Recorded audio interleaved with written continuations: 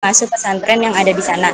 Tetapi Marzuki memiliki pertimbangan yang lain. Menurut Marzuki, pesantren itu tidak harus didirikan di daerah kampung tradisional yang jauh dari akses perkotaan.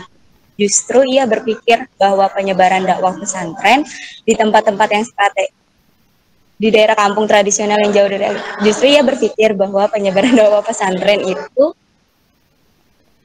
di tempat-tempat yang strategis. Alasan lain Marzuki mempertimbangkan hal lain karena tidak ingin pengetahuannya menjadi terkekang dan untuk mengakses perkembangan informasi menjadi terhambat. Terlebih, kebiasaan Marzuki ini ia terbiasa mendapatkan informasi secara cepat. Maka dari itu, ia berkeinginan menetap pada tempat yang mudah untuk mendapatkan informasi dan ilmu. Oleh karena itu, Marzuki menghendaki pesantren yang tidak jauh dari wilayah perkotaan. Kiai Marzuki akhirnya mencari tanah yang dekat dengan daerah kota. Ia melihat ada tanah yang letaknya strategis di daerah Gedong Kuning, Banguntapan, dan Bantul. Belum sempat diklaim ia mendapatkan tawaran tanah wakaf di daerah Kota Gede. Awalnya tanah tersebut dipasrahkan ke ayah Haji Abdul Muhaimin yang bernama Marzuki supaya dapat digunakan untuk kepentingan umat muslim. Tetapi sampai meninggal tanah tersebut belum termanfaatkan sama sekali.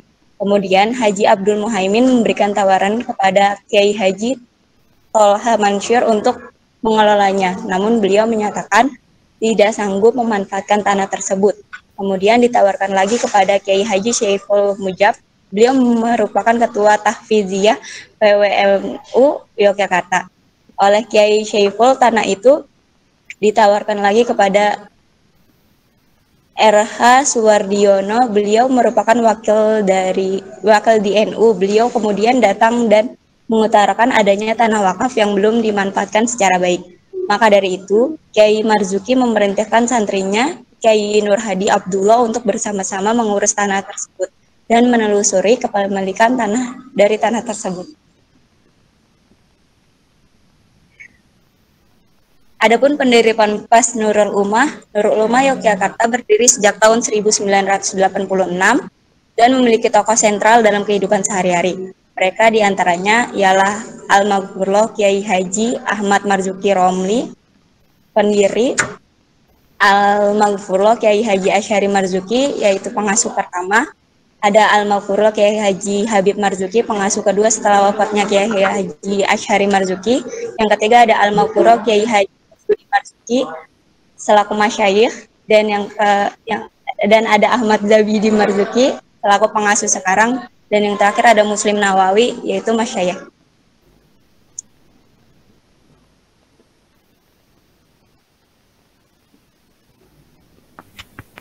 Kemudian, apa saja yang ada di Ponpes Nurul Ummah? Pondok Pesantren Nurul Ummah memiliki dua program unggulan, yaitu reguler dan non-reguler. Program reguler KBM yang dilaksanakan di Ponpes Nurul Ummah pusat ini terdiri dari 3 tingkat, yakni awaliyah, wusto, dan ulia. Tingkat awaliyah memprioritaskan pemahaman ilmu nahwu dan shorof. Tingkat wusto memperdalam kitab-kitab salaf dan kholaf yang mu'tabaroh. Tingkat ulia mempraktikkan ajaran aswaja di masyarakat dan membuat karya tulis ilmiah. Kemudian program non-regulernya KBM yang dilokasikan di Ponpes Nurul Ummah terdiri dari 2 kegiatan utama, yakni kajian tahsin Al-Quran dan bahasa Arab dasar. Dalam Ponpes Nurul Ummah juga terdapat lembaga seperti Madrasah Ibtidaiyah Nurul Ummah. Program unggulannya seperti tahsin, kitab kuning, full day school, dan pendidikan karakter. Kemudian ada Madrasah Sanawiyah Nurul Ummah. Program unggulannya takasus kitab dan takasus Quran. Kemudian ada Madrasah Aliyah Nurul Ummah. Program unggulannya kitab kuning dan tahsin tahfidz Al-Quran. Fasilitas yang ada di Ponpes Nurul Ummah antara lain ada masjid, asrama, gedung sekolah, perpustakaan, laboratorium komputer, laboratorium bahasa, ruang tamu, klinik kesehatan, aula, dan lapangan. Kemudian, apa saja yang dipelajari di Ponpes Nurul Ummah? Jenjang pendidikan di Pondok Pesantren Nurul Ummah. Program reguler yang terdiri ada atas 3 tingkat, yaitu awaliyah, wusta, dan ulia. Kemudian program non-reguler terdiri dari 2 kegiatan utama, yaitu tahsin Al-Quran dan bahasa Arab. Kemudian akan dilanjutkan sama teman saya. program Madrasah Ibtidaiyah Nurul Ummah, menghafal 10 juz Al-Quran selama 6 tahun pendidikan. Kegiatan hariannya, tahsin tafsir Al-Quran, kitab kuning, full day school, sholat duha, sholat zuhur dan asar berjamaah, ziarah makbaroh, outbound tematik, naga puspa futsal, semester swim, yearly hotmail Quran bil hipsi. Selanjutnya, pembelajaran di Madrasah Sanawiyah Nurul Ummah. Program unggulannya takhasus kitab dan takhasus Quran. Kegiatan hariannya pembacaan Asmaul Husna, KBM harian, sholat duha, sholat berjamaah, tahsin dan tahfidz Al-Quran, sorogan kitab kuning dan bandongan kitab kuning di asrama, ekstrakurikulernya komputer, pramuka, hadroh, dan tilawah. Kemudian pembelajaran di Madrasah Aliyah Nurul Ummah. Yang pertama ada program unggulan yaitu kitab kuning dan tahsin tafsir Al-Quran. Kegiatan hariannya KBM harian, tahsin dan tafsir Al-Quran, kajian kitab kuning, sorgan kitab kuning. Program jurusannya matematika dan ilmu alam serta ilmu-ilmu sosial. Ekstrakurikulernya karya ilmiah, remaja, bahasa Mandarin, pramuka, teater, dan kaligrafi. Selanjutnya dilanjutkan oleh teman saya. Pesantren dalam kacamata teoris fungsionalisme struktural. Di dalam masyarakat terdapat fungsi-fungsi keberagaman yang dapat dilihat pada struktur sosial. Struktur sosial adalah serangkaian hubungan sosial yang teratur yang mempengaruhi anggota masyarakat atau kelompok tertentu dengan satu atau dengan yang lain. Cara suatu struktur dalam sistem sosial akan berlaku fungsional bagi yang lainnya. Namun sebaliknya, jika struktur dalam sistem sosial sudah tidak menjadi fungsional lagi, tentunya struktur ini tidak akan tiada dengan sendirinya. Selanjutnya, struktur sosial ini menggambarkan suatu kelompok sosial yang berhubungan satu sama lain, dan kemudian terdapat pola yang relatif dan hubungannya dalam sistem sosial kepada suatu institusi sosial serta norma-norma yang menjadi landasan masyarakat dalam berperilaku. Dalam institusi pesantren misalnya, pesantren dalam perkembangannya akan memproduk santri menjadi seseorang yang paham tentang norma Islam intelektual dan menjadikan santri berdedikasi kepada Allah Subhanahu wa taala. Kehendak pesantren tersebut ya tersusun dari sistem yang teratur dan sesuai dengan kehendak dan pengharapan hubungan pesantren dengan santri. Pesantren dalam hal ini akan berfungsi sebagaimana tujuan dan harapannya. Sebagaimana santri juga akan berfungsi menjadi santri harapan pesantren. Sejauh ini, pesantren dalam praktik sosialnya yang bersifat fungsional bagi santri secara keseluruhan pasti menunjukkan tingginya level integrasi santri dalam pesantren. Selanjutnya akan dilanjutkan oleh teman saya. Baik, yang selanjutnya fungsionalisme melihat otoritas keagamaan. Jadi mengambil skema agil dari Talcott Person, empat imperatif fungsionalnya yaitu adaptation, goal, integrasi, dan latensi. Otoritas dalam masyarakat yang menjadi legitimasi kekuasaan dari pandangan Weber yaitu otoritas tradisional, otoritas karismatik, dan otoritas legal rasional. Kiai merupakan seorang pemimpin dan pemilik sebuah pesantren yang sangat berpengaruh di pesantren dan juga berpengaruh terhadap lingkungan masyarakat. Kiai dapat dikelompokkan sebagai pemimpin yang karismatik. Kelebihan yang ada pada seorang kiai menjadi dasar otoritas dan sumber kekuasaan berupa pengabdian santrinya. Kemudian akan dilanjutkan oleh Mbak Zahra.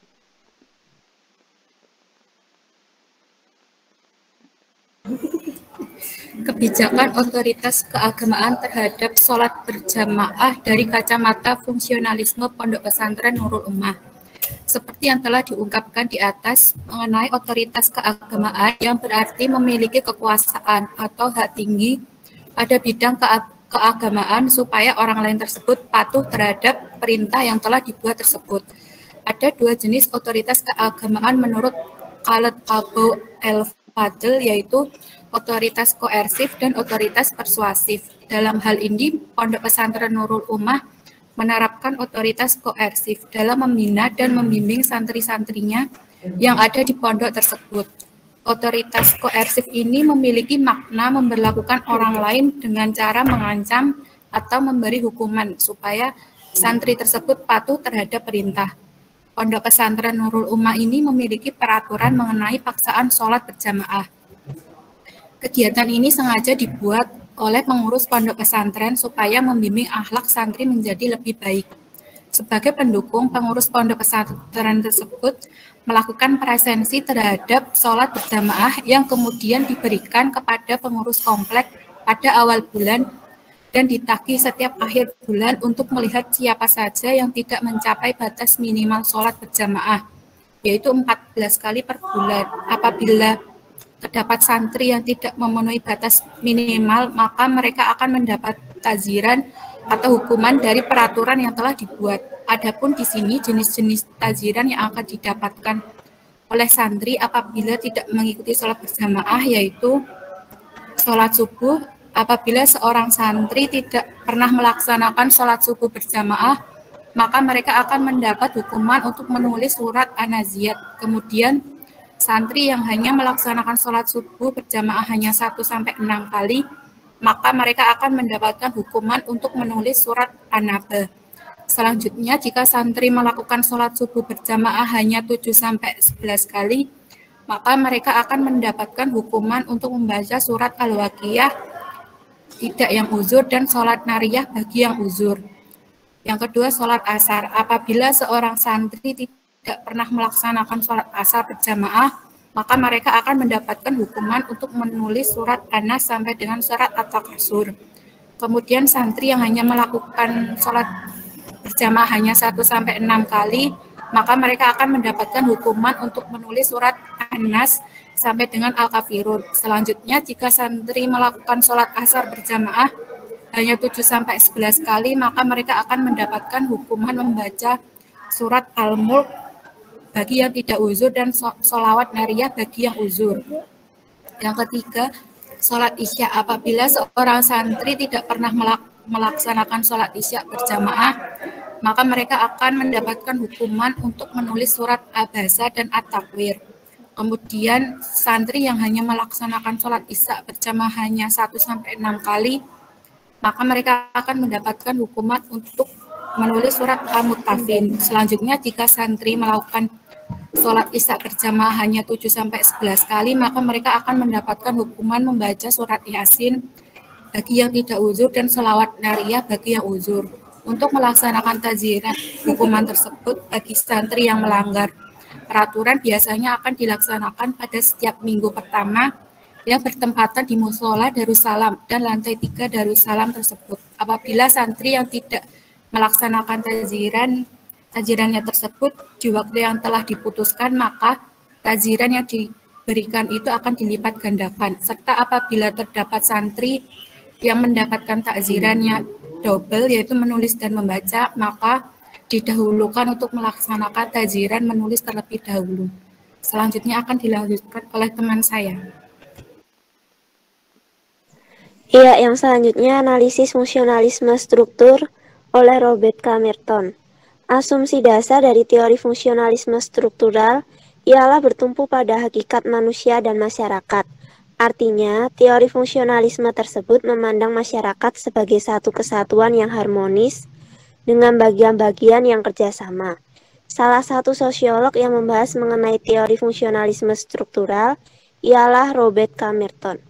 Analisis Robert K. Merton menekankan pada kesatuan, stabilitas, dan harmoni sistem sosial.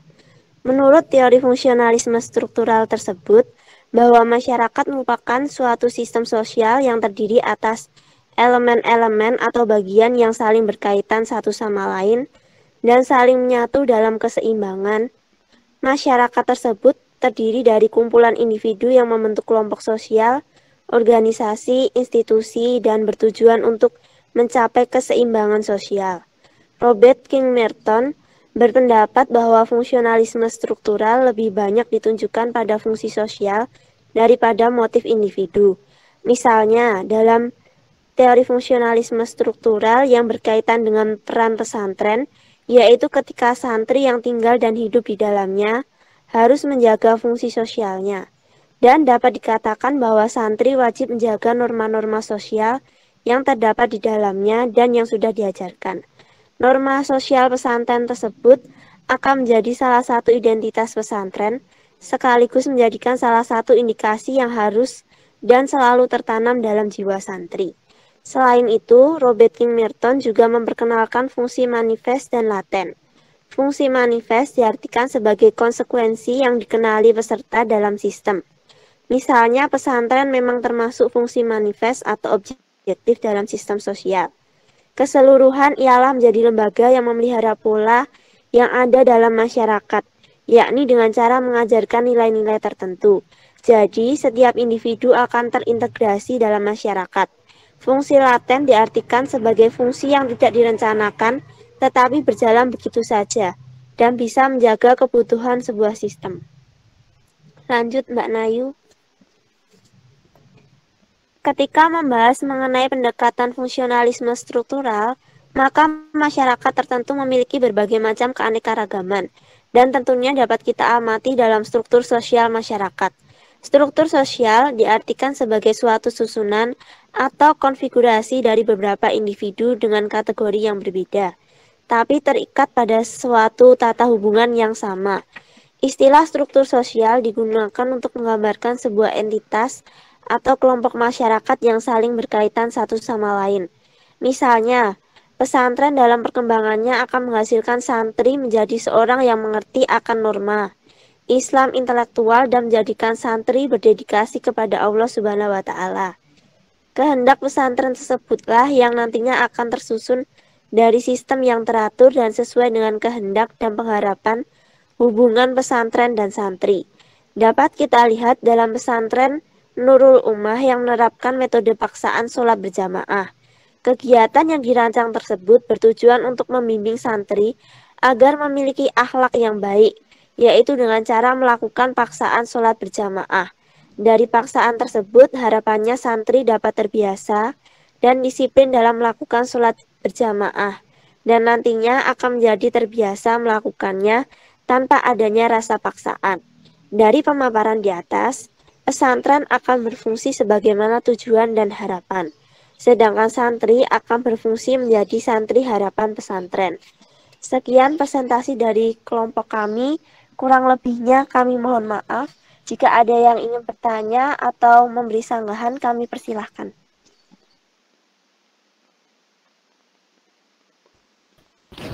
Oke, mungkin langsung saja kelompok yang perspektif konflik ya, biar nanti bisa dikomentari bersama-sama.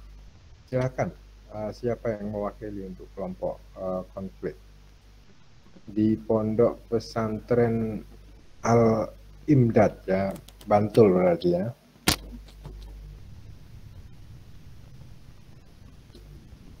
Oke, silakan.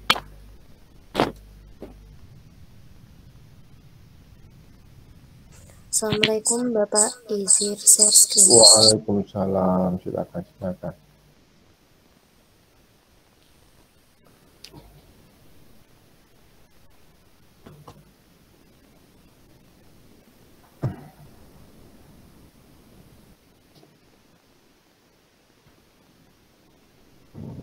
Baik Bapak, saya akan mulai. Perkenalkan, saya Umi Latifah akan menjadi moderator membacakan anggota kelompok 6 dengan judul analisis konflik pesantren dan otoritas keagamaan dalam kegiatan sholat jemaah di Pondok Pesantren Al-Imdad Banda. Selanjutnya Mbak Ika.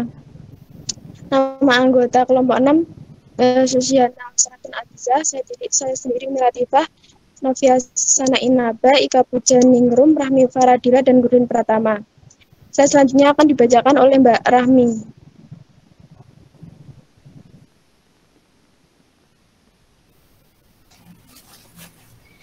Definisi pesantren.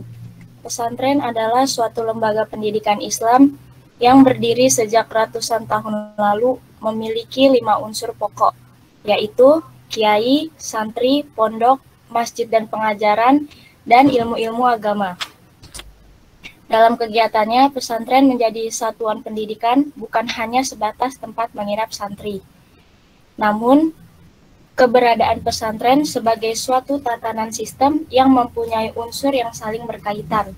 Pesantren sebagai suatu sistem yang memiliki tujuan yang jelas, yang melibatkan banyak sumber daya pendidikan, guna untuk mencapai tujuan baik yang bersifat individu ataupun tujuan kelembagaan.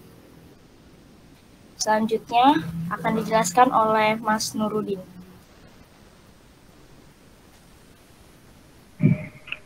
Pondok Pesantren Al-Imdad terletak di Bantul, Yogyakarta. Pendiri pondok pesantren ini adalah Kyai Humam Bajuri, dikutip dari pengasuh M. Habib Abdus Syakur. Sebagai pengasuh pondok pesantren Al-Imdad, bahwasannya dahulu Al-Imdad merupakan sebuah majelis taklim yang banyak dihadiri oleh masyarakat maupun luar Bantul. Hal ini yang melatar belakangi berdirinya pondok pesantren Al-Imdad. Terus mengalami transformasi ke arah yang baik.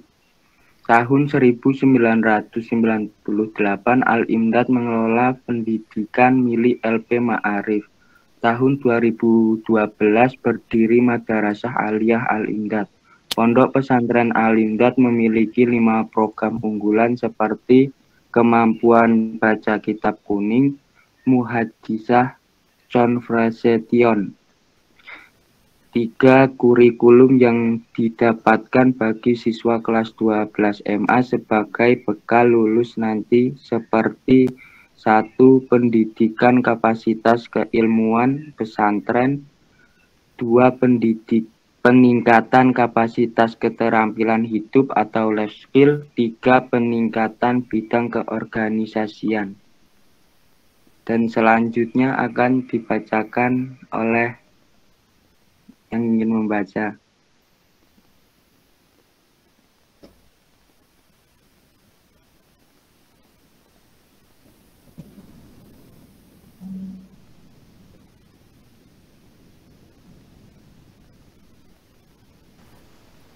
Lalu otoritas keagamaan.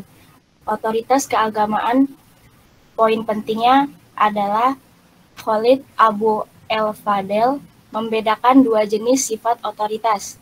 Yang pertama, otoritas bersifat koersif, yaitu merupakan kemampuan untuk mengarahkan perilaku orang lain dengan cara membujuk atau mengambil keuntungan. Otoritas seperti ini sifatnya memaksa. Lalu yang kedua, otoritas bersifat persuasif. Otoritas bersifat persuasif adalah kemampuan untuk membimbing keyakinan tindakan orang lain berdasarkan kepercayaan.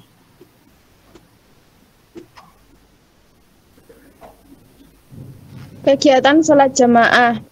Menurut Abdul Aziz dalam bukunya Fikih Ibadah Sholat, bahasa adalah doa, sedangkan menurut terminologi syara adalah sekumpulan ucapan dan perbuatan yang diawali dengan takbir dan diakhiri dengan salam. Disebut salat karena menghubungkan seorang hamba kepada penciptanya, dan salat merupakan manifestasi penghambaan dan kebutuhan diri kepada Allah SWT. Sedangkan secara hakikat mengandung pengertian terhadap hati atau jiwa kepada Allah dan mendatangkan takut kepadanya, serta menumbuhkan di dalam jiwa rasa keagungan dan kebesaran kesempurnaan kekuasaannya. Salat adalah kewajiban yang bersifat individual atau fardu ain yang menyelenggarakannya disunahkan berjamaah, khususnya untuk salat wajib seperti tercermin dalam hadis Nabi Muhammad SAW, yaitu An-Nabi Hurairah radhiyallahu anhu anna Rasulullah sallallahu alaihi wasallam qala salatu jama'ati afdalu min salati ahadikum ba'dahu bi 25 juz'a. Artinya diriwayatkan dari Abu Hurairah RA bahwasanya Rasulullah sallallahu alaihi wasallam telah bersabda, salat jamaah itu lebih utama 25 kali lipat daripada salat seorang diri. Hadis riwayat Bukhari nomor hadis 646. Para ulama sepakat bahwa hukum salat jamaah adalah sunnah mu'akkad. Salat berjamaah merupakan syiar agama kaum muslimin sedangkan meninggalkannya adalah meninggalkan keutamaan. Salat adalah kewajiban yang bersifat individual atau fardhu ain yang penyelenggaraannya disunahkan berjamaah, khususnya untuk salat wajib yang terjamin dalam hadis yang artinya salat berjamaah lebih utama dengan nilai 20 derajat ketimbang salat sendiri. Allah Subhanahu wa taala menyuruh umat Islam mengerjakan salat dengan orang-orang yang mengerjakan rukuk. Al-Baqarah ayat 43 yang artinya dan dirikanlah sholat dan tunaikanlah zakat dan rukuklah beserta orang yang rukuk. Dalam kegiatan sholat jamaah di Pondok Al-Imdad, berjamaah dilakukan setiap hari di musola, diimami oleh Mbak E atau kadang juga Bunyai. Di Pondok Putri ada perubahan jadwal sholat jamaah Isya yang dulunya dilakukan setelah ngaji Al-Quran atau azan langsung sholat, tapi sekarang dilakukan setelah ngaji kitab bandongan, kadang jam 10 atau jam 9 agar santri bisa langsung istirahat. Peraturan ini baru dijalankan 1 tahun. Sayangnya hukuman atau takziran tentang kegiatan sholat jamaah tidak tertulis, terkadang hanya menulis astagfirullah sebanyak 100 kali. Jika dilakukan atau bolong dalam 1 hari, atau bisa juga takziran ini tertumpuk dalam seminggu. Selanjutnya akan dibacakan oleh teman saya.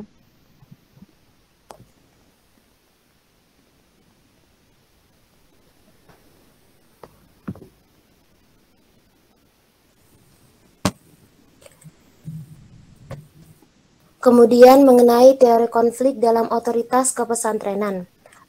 Dalam pandangan Ralph Dahrendorf, konflik muncul melalui relasi sosial dalam sistem. Pada sistem ini melibatkan kekuasaan atau otoritas yang didasarkan pada kontrol dan sanksi yang memungkinkan pemilik memberikan perintah dan meraih keuntungan dari mereka yang tidak berkuasa. Kekuasaan atau otoritas dalam teori konflik dibagi menjadi 2, yaitu orang yang berkuasa dan orang yang dikuasai. Teori konflik ini merupakan kritik dari teori fungsionalisme struktural. Jika fungsionalis bersifat statis, maka teori konflik bersifat dinamis atau mengalami perubahan.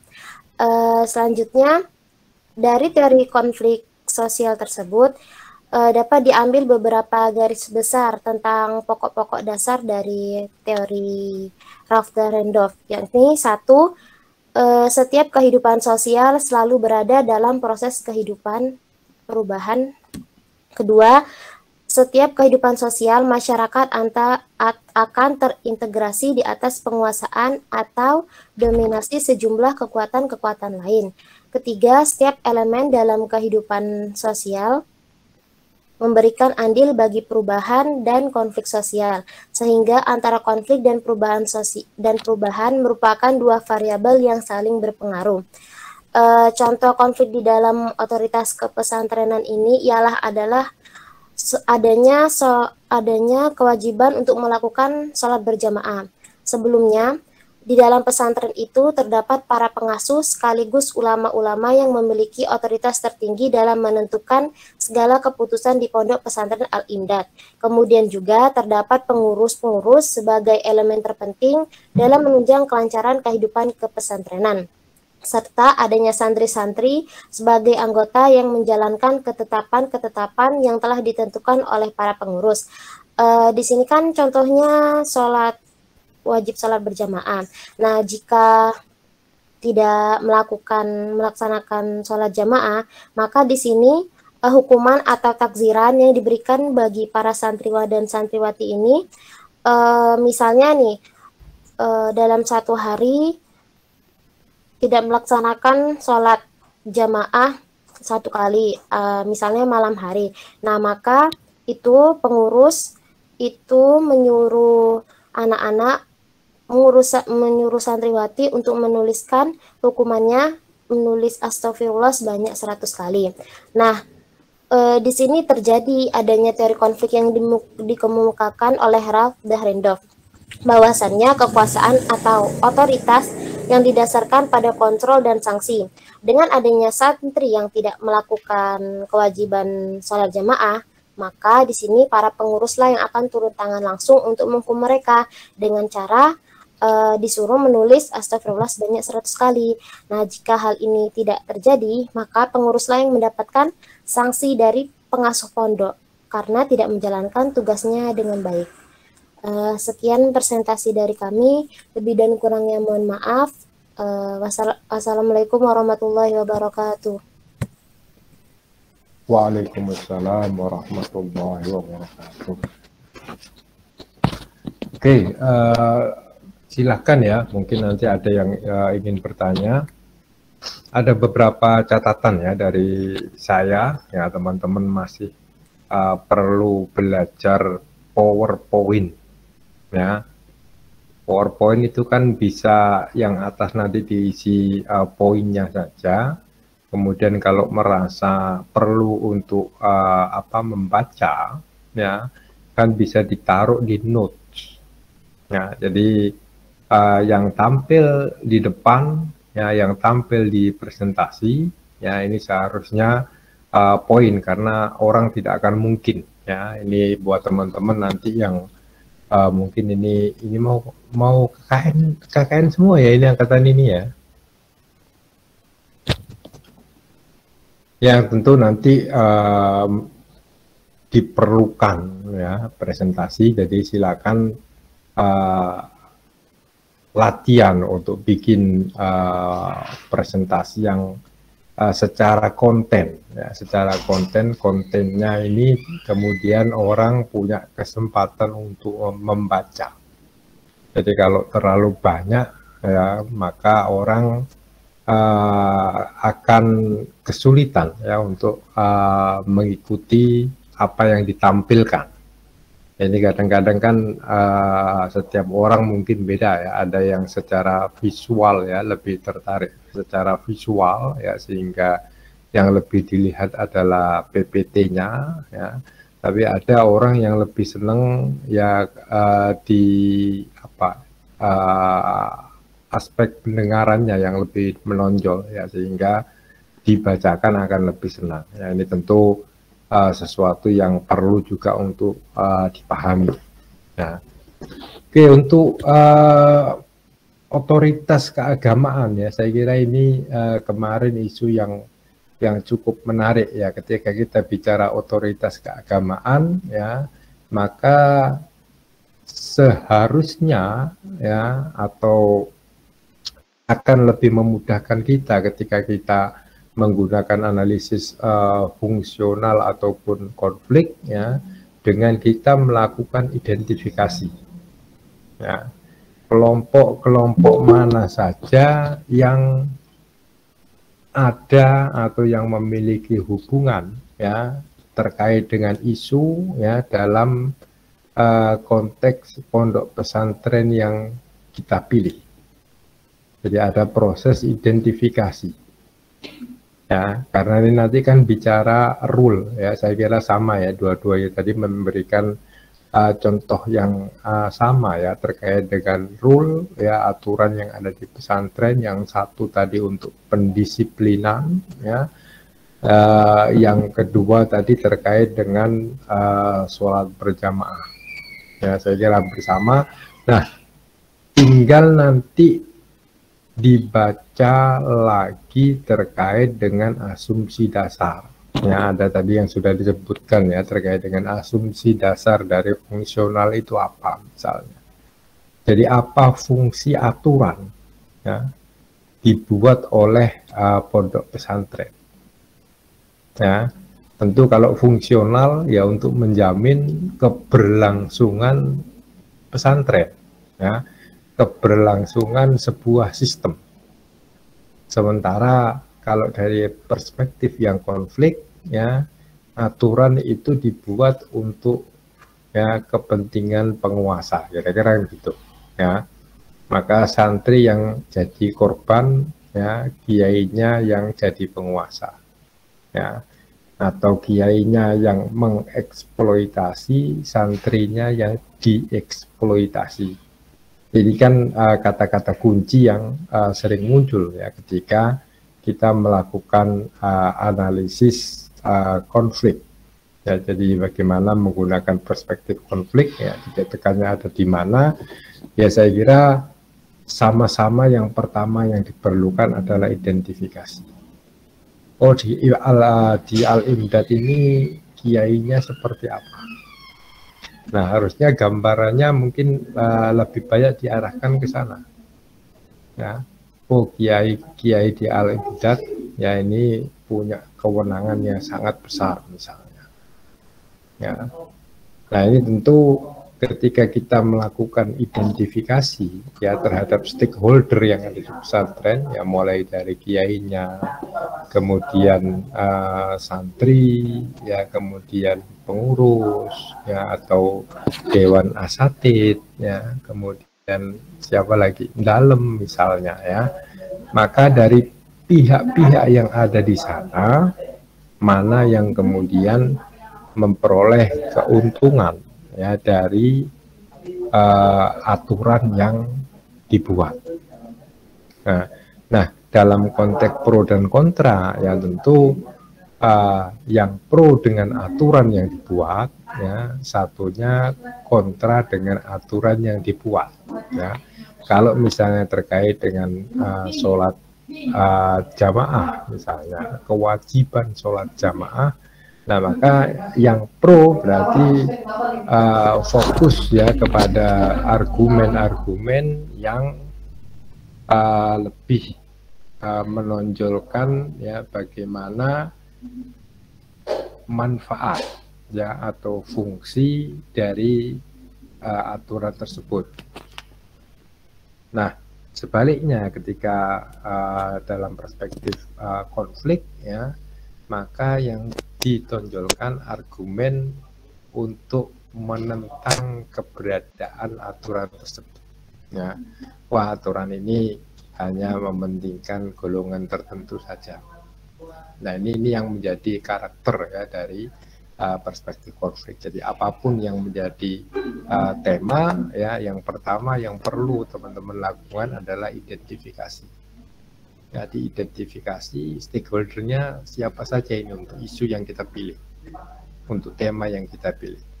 Ya, kemudian kira-kira siapa yang paling berkepentingan ya di antara stakeholder tersebut ya terkait dengan aturan ya. Biasanya yang paling berkepentingan adalah yang berkuasa. Ya, tapi kalau dalam konteks pesantren saya kira lebih mudah lagi ya untuk melihat siapa di sini penguasanya ya, siapa yang dikuasai. Nah, di dalam konteks pesantren kan sangat cair ya. Yang menjadi tantangan kan justru berani tidak kita mengkritik kiai. Ya, kalau Anda santri kemudian kritik kiai itu pantas atau enggak. Nah, ini terkait dengan etika, terkait dengan perasaan ya yang ya memang tidak mendapat tempat ya dalam konteks masyarakat modern. Ya. Jadi ini salah satu kelemahan ya yang muncul dari teori-teori yang berbicara tentang modernitas atau yang memiliki sumber inspirasi dari nilai-nilai yang dihasilkan oleh kemajuan dan teknologi abad pertengahan. Ya, jadi masyarakat modern itu memberikan titik tekan ya atau prioritas kepada nilai-nilai efektivitas misalnya ya atau efisiensi, sehingga ketika kemudian aktivitas tertentu dilakukan dan itu tidak menambah efisiensi ya atau tidak menghasilkan efisiensi ya maka tidak akan berguna atau tidak akan diberikan tempat. Nah saya kira ini konteksnya ke sana ya. Jadi identifikasinya tadi saya kira teman-teman lebih ke apa ya, lebih ke aktivitas keseharian ya, memberikan gambaran terkait dengan aktivitas keseharian pesantren ya.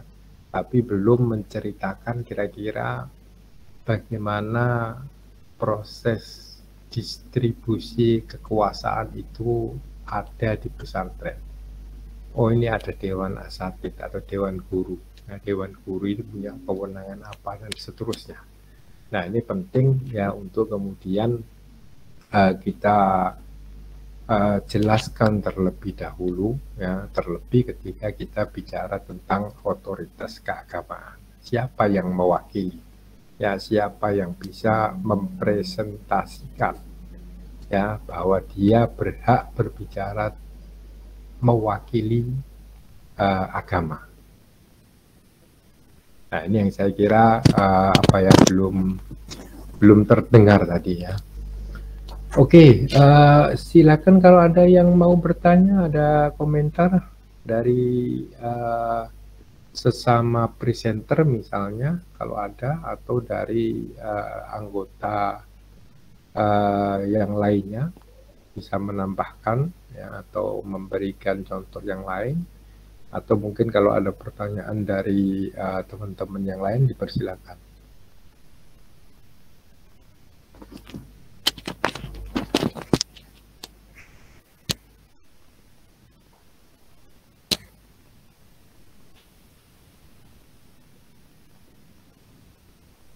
Tidak ada yang bertanya?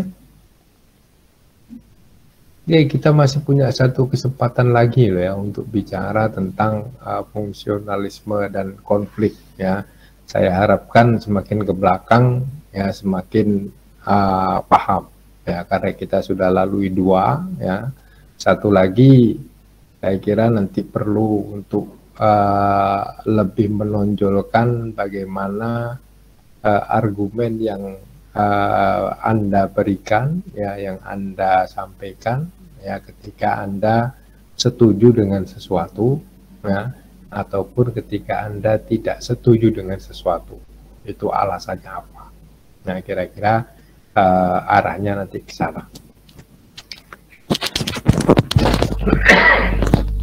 Oke, silakan, ada yang ingin komentar? Assalamualaikum, Pak. Silakan, Mas Fahrudin. Mau nanya tadi ke yang bahas teori konflik Dahrendorf. Kan katanya dalam pandangan Dahrendorf ini kan konflik muncul melalui relasi sosial dalam sistem, yang mana pada sistemnya melibatkan kekuasaan yang didasarkan pada kontrol dan sanksi yang memungkinkan pemilik memberikan perintah dan meraih keuntungan dari mereka yang tidak berkuasa. Nah, kan dalam konteks pesantren kan yang dimaksud berkuasa ini kan pihak pengasuh atau pengurus, ya. Sedangkan yang pihak yang tidak berkuasa itu santri, ya.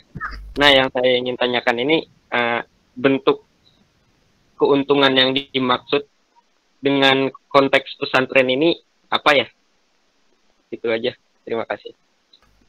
Oke, bentuk keuntungan ini yang saya bilang di awal tadi, ya. Berani nggak sebagai seorang santri, ya, atau kita yang punya kultur pesantren yang terbiasa menempatkan, ya, figur kiai pada posisi yang begitu mulia, tiba-tiba kemudian kita kritisi. Nah, ini tentu pertama terkait dengan masalah etika. Nah, tentu keuntungan kalau kita mau jujur, ya, misalnya secara ekonomi mau dihitung, ya, pesantren itu untuk konteks Jogja misalnya itu bisnis yang cukup menjanjikan, ya, kalau dari aspek ekonomi. Ini sekali lagi kita bicara lepas dari dari ketentuan dari semacam anggapan umum, ya, terkait dengan sosok kiai yang mungkin buat kita, ya, kiai tidak seperti itulah, tidak mungkin kiai mata duitan misalnya, ya. Tapi tentu ada lah, ya, mereka yang juga sangat tergantung dengan pembiayaan, ya, yang diberikan oleh santrinya. Jadi tidak semua juga pesantren murni, ada cukup banyak pesantren yang kemudian yaitu menjadi sumber penghasilan kiainya. Kalau itu memang jadi sumber penghasilan kiai, ya, artinya kemudian kiai tidak punya pekerjaan yang lain selain ngajar di pondok situ, ya, maka tentu keuntungan yang dimaksudkan tadi, ya, secara ekonomi pun bisa kita lihat.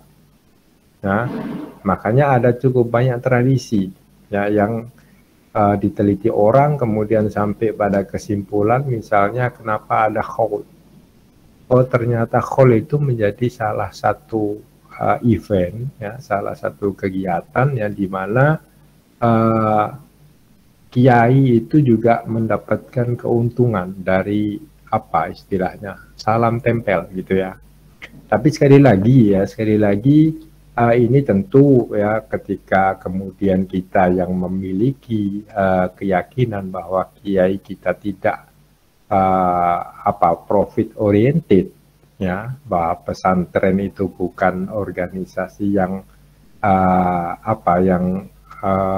dibuat untuk menciptakan uang ya, tetapi lebih pada nirlaba misalnya ya, bahkan kiainya kadang-kadang ada yang harus tombok dan seterusnya ya.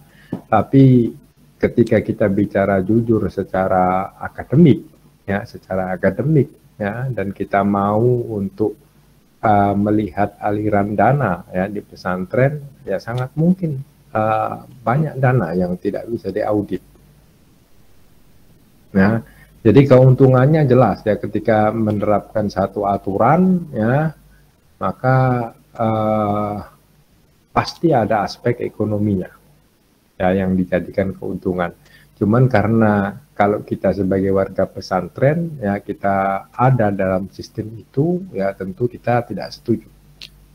Nah, apalagi kita tahu sosok Pak Kiai kita sangat sederhana ya, tapi bahwa aliran uang yang masuk ke kiai ketika ada event-event tertentu itu cukup besar ya, ini yang seringkali juga memunculkan sorotan di masyarakat.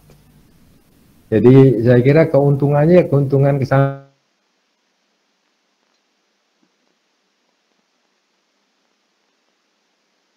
dari ekonomi ya, maka kemudian jarang ya di antara kita yang kemudian peduli ya terhadap perputaran uang yang ada di pesantren.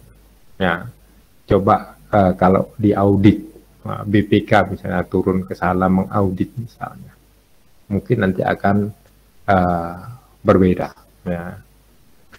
Oke, jadi saya kira lebih ke sana, Mas. Meskipun ya tidak semua aturan yang dibuat itu ya menghasilkan atau memberikan keuntungan yang sifatnya materi ya, bisa juga bersifat yang non materi ya, misalnya status sosial ya, ketika kiainya ngomong, oh Anda saya jadikan ustadz misalnya, atau saya jadikan badal ya, pengganti saya, maka meskipun tidak dibayar, meskipun tidak ada gajinya ya secara ekonomi ya, tetapi dia menempati posisi status sosial yang cukup terhormat ya di dunia pesantren. Ya, sehingga mungkin dia juga akan memperoleh keuntungan-keuntungan tertentu meskipun itu tidak berwujud materi. Ya, mungkin dia lebih dihormati ya, kemudian dia lebih disegani ketika berkunjung ke tempat-tempat tertentu dan seterusnya ya. Jadi keuntungan jangan hanya dibatasi pada aspek ekonomi, tapi dia bisa luas sekali. Ya, status sosial Anda sebagai alumni pondok tertentu, kalau kiainya terkenal di daerah tertentu, maka Anda akan dihormati di sana. Ya, dan seterusnya. Itu juga sama ya, keuntungan yang didapatkan. Ya. Oke, ada yang ingin komentar yang lain terkait dengan bukunya Ralph Dahrendorf? Itu sebenarnya yang menarik adalah analisis beliau terkait dengan gagalnya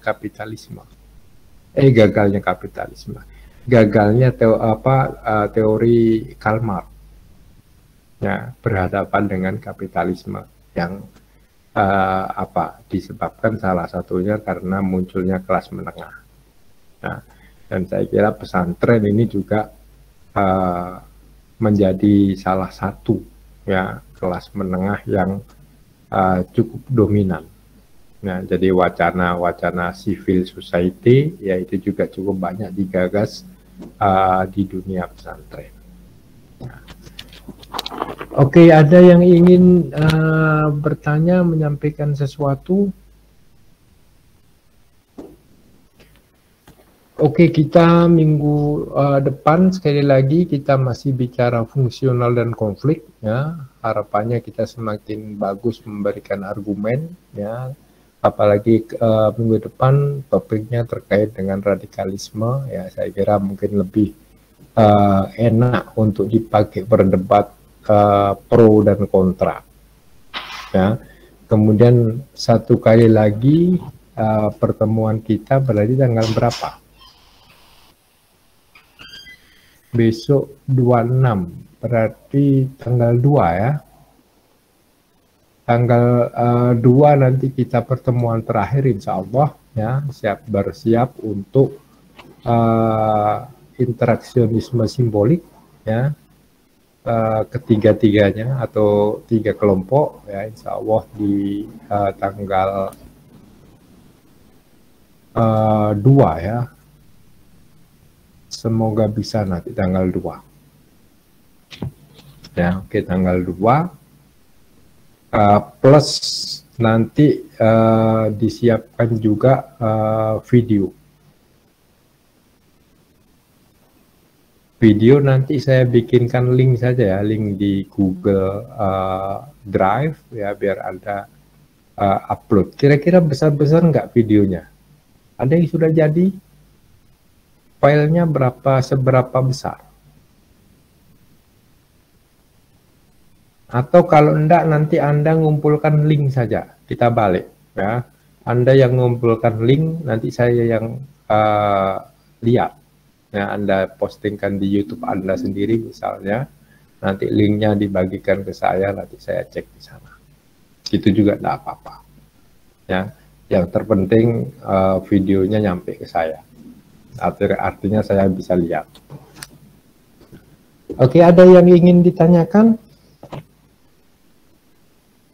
Oke, kalau tidak ada, saya ucapkan terima kasih ya kepada 2 kelompok ya. Insya Allah nanti masukan-masukan yang tadi saya berikan ya, silakan nanti dijadikan sebagai bagian ya dari revisi personal ya. Jadi personal ya, Anda sudah punya topik ya, nanti silakan masing-masing dari Anda merangkum itu ya, dan nanti dikumpulkan di ujian akhir semester ya. Jadi tidak ada soal yang lain selain Anda membahasakan ulang ya, dari bahasa presentasi ya ke bahasa paper, kira-kira itu aja ya. Ada pertanyaan tentang tugasnya? Cukup jelas ya. Insya Allah nanti kita masih ada minggu depan untuk memperjelas tugas kalau ada yang masih bingung dengan tugas yang akan dikumpulkan di ujian akhir semester atau UAS. Oke, itu saja. Sekali lagi saya ucapkan terima kasih ya. Mohon maaf atas segala kekurangan. Saya akhiri. Assalamualaikum warahmatullahi wabarakatuh. Waalaikumsalam.